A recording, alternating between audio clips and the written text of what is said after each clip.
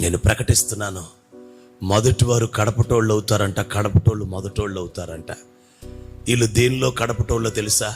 యేసుని ప్రేమించటంలో కడపటి వాళ్ళు, యేసు దగ్గరికి రావటంలో కడపటి వారు, యేసుని అనుసరించటంలో కడపటి వారు, యేసుని వెంబడించటంలో కడపటి వారు వీళ్ళు, చివరున్నోళ్ళు. కానీ వీళ్ళు ఇప్పుడు వేశ్యలు, సుంకరులు, పాపులు పరలోక రాజ్యంలో ముందుగా చేర్చబడిపోతున్నారంట.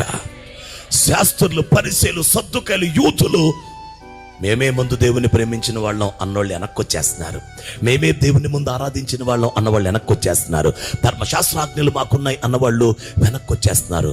అంటే ఎవరో కడపట ప్రేమించటంలో, అనుసరించటంలో, ఆరాధించటంలో, పూజించటంలో, గణపరచటంలో కడపట ఉన్నవారు ముందుకొచ్చేస్తున్నారు.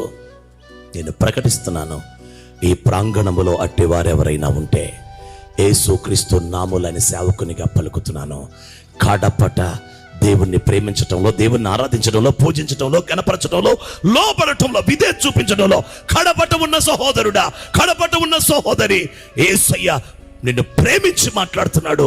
నిన్ను మొదటికి దేవుడు తీసుకుని రాబోతున్నాడు. చప్పట్లు కొట్టి దేవుని మహిమ చెల్లించాడు. అతి త్వరలో నువ్వు రక్షించబడతావు. అతి త్వరలో నువ్వు బాప్తిసం పొందుతావు. అతి త్వరలో కృప నీ మీదకి వస్తుంది. అతి త్వరలో అభిషేకం నీ మీదకి వస్తుంది. హల్లెలూయా, హల్లెలూయా.